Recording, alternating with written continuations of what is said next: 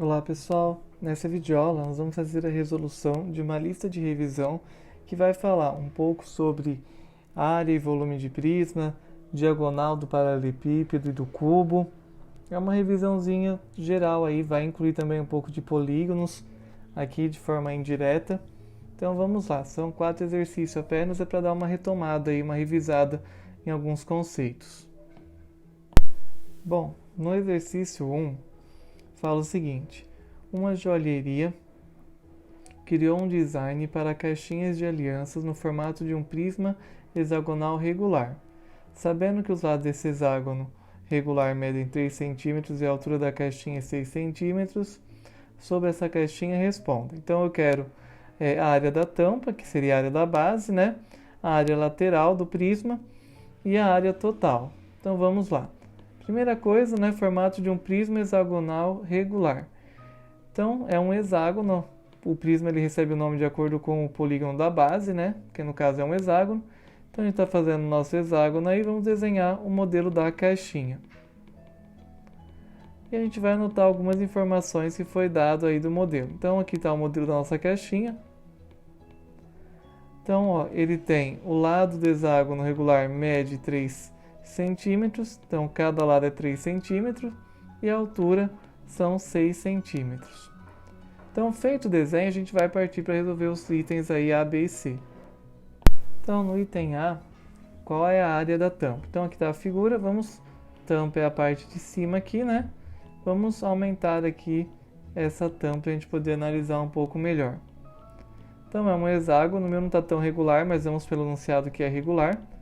Se a gente dividir o hexágono em partes, a gente vai ver que por ele ser um hexágono regular, ele é formado por triângulo equilátero.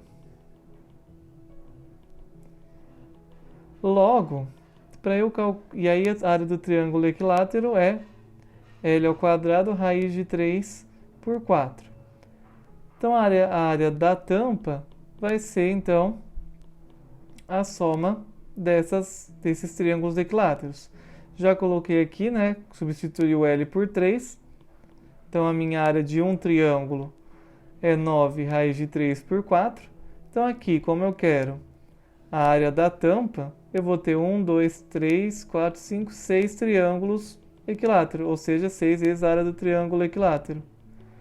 Substituindo a área que eu já calculei de um triângulo, eu vou ter que a área da tampa ela é 6 vezes 9 raiz de 3 por 4. Vou fazer uma simplificaçãozinha aqui. Vai ficar 3 vezes 9 raiz de 3 por 2. Multipliquei de novo, deu 27 raiz de 3 sobre 2. Então, acabou aí que a nossa área da tampa é esse valor. No item B, eu pergunto qual é a sua área lateral.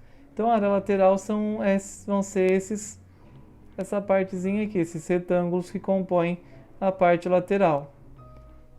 Então, 1, 2, 3, 4, 5, 6 retângulos. Vamos aumentar um deles, então vai ser 6 vezes a área deste retângulo, que possui 6 centímetros por 3 centímetros.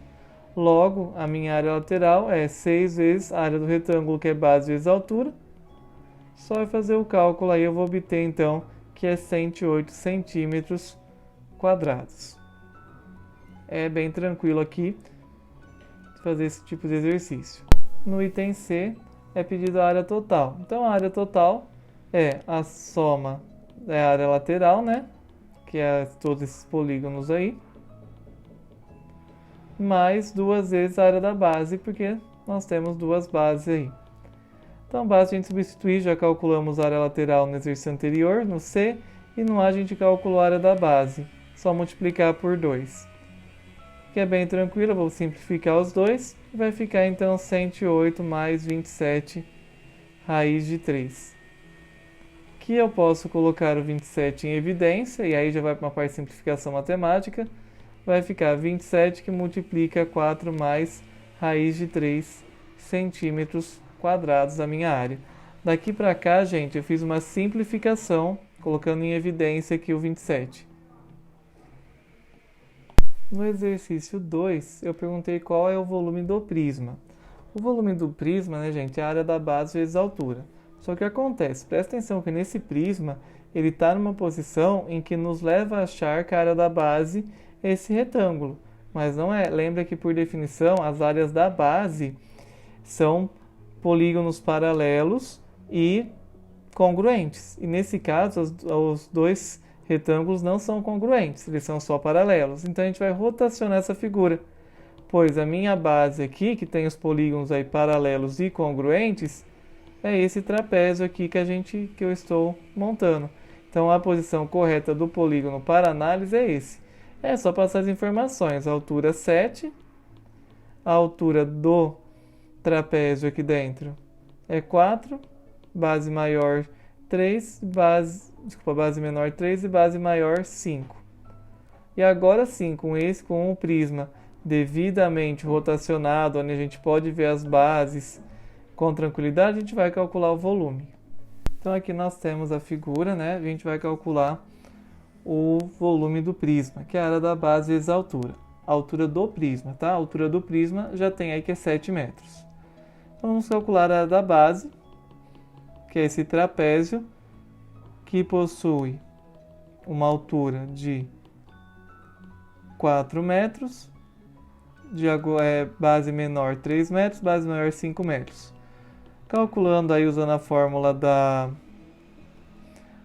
área, a gente vai ter base maior mais base menor vezes a altura do polígono dividido por 2. Vou só substituir os valores. E a gente obtém aí então que a área da base vai ser 16 metros quadrados.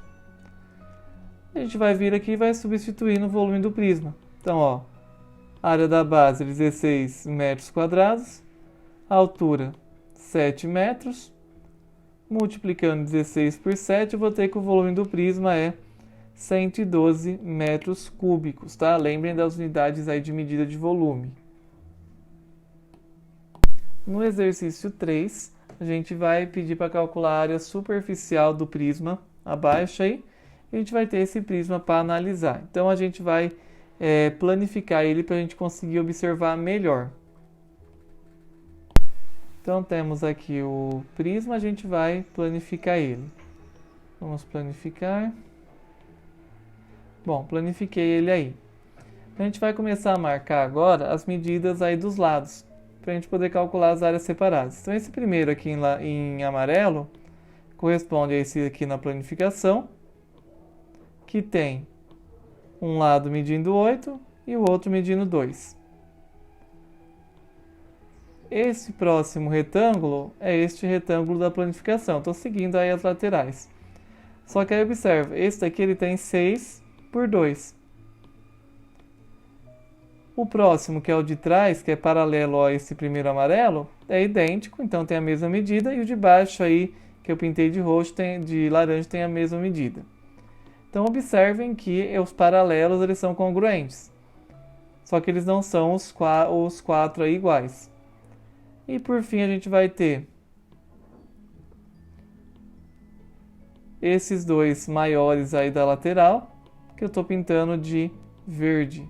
E eles têm 8